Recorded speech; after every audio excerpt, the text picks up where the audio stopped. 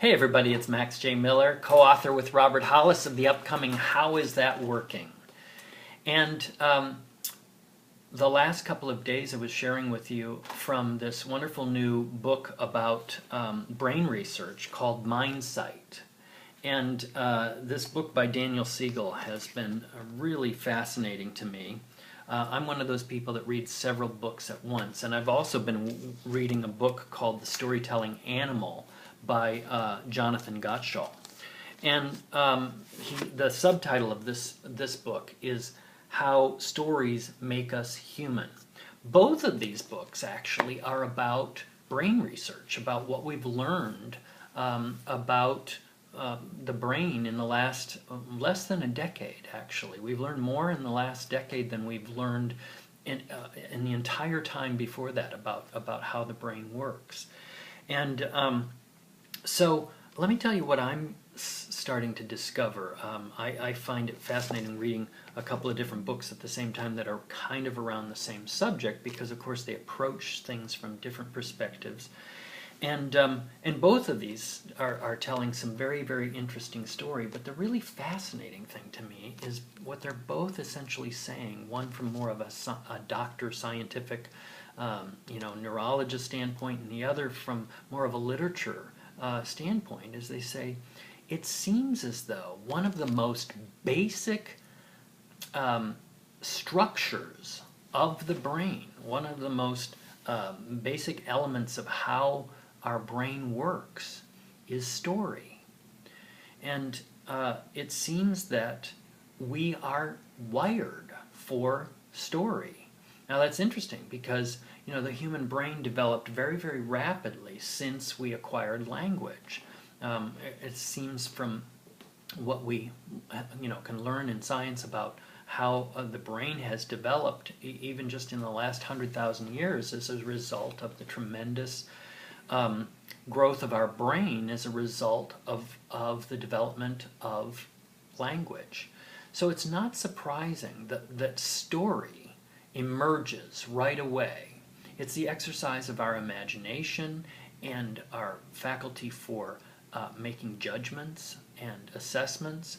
Remember what I said story is fundamentally, what elements you need to have a story. Because a story is different than, say, a tale. A tale is, I went to the store, I got such and such, while I was going I saw so-and-so, and then I stopped by the dog park on the way back, and it's just a narration of this happened, this happened, this happened. But a story is encoded with meaning.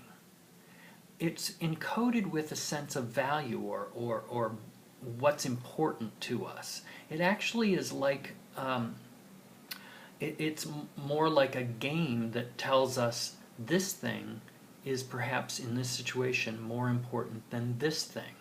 And so story, remember, has two fundamental components. There's more to it than this, but fundamentally, you have a good story when you have a great character and you tell the story of how they dealt with trouble, conflict. When you have on the one hand, you have the character that people are interested in, that and we start to unfold this character, and you start to discover about them as the story unfolds, and the action itself is about them trying to fulfill on a desire, or with obstacles, or something that has befallen them and they need to overcome. So, great story is character and trouble, and then how that is unraveled. And when it's unraveled in a way that is somehow satisfying, and it doesn't necessarily mean that the individual won. Sometimes we have stories where the individual fails, but there's lesson learned, there's some sort of resolution in it. And this is how you get classically comedy and tragedy.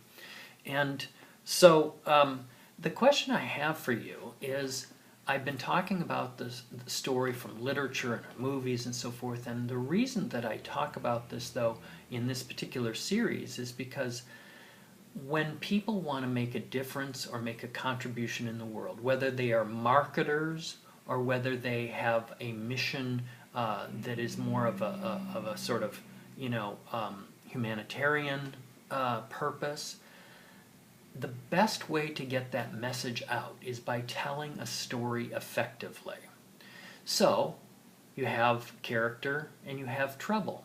How do you weave that together? How do you take what you're passionate about, what you want to accomplish in your business or in your vision, and how do you translate that into story? Well, one of my favorite individuals who has ever taught me about this subject of story is a media consultant by the name of Joel Roberts, and he did workshops. I participated in one of them, and he's a brilliant, insightful guy. He used to coach all these experts and gurus and people when they were like pitching their book on the radio and so forth. And he asked this question of his clients, one basic question, and that is, what has your life been a uniquely powerful laboratory for? It's another way of asking, in your life experience, what have you discovered? What have you learned? And how has that, improved your life situation? He is using this as a way of getting at your story. What is your, what's the trouble? What's the trouble you've overcome? And how has that developed you as a person? And those two pieces make for good story. So you want to ask yourself, a lot of people discount what they've been through and the value that they've learned. But if you're going to move your idea forward, you want to wrap it in story, and you want to make it personal. You want to make the character development part of it real and authentic, and you want to tell truly the mountains that you had to climb and the valleys that you had to get through, and how it was that you got to where you are actually, where you are now, or where you got to when you solved this particular problem, or whatever it is that your vision that you're sharing with people.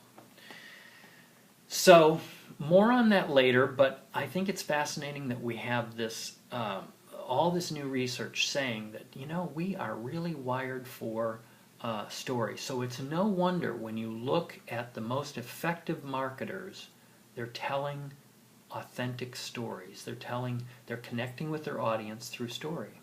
And I want to help you to do that as well. So leave a message, interact with me, let me tease out your story if I can support you in that way. Keep telling your story. Bye-bye for now.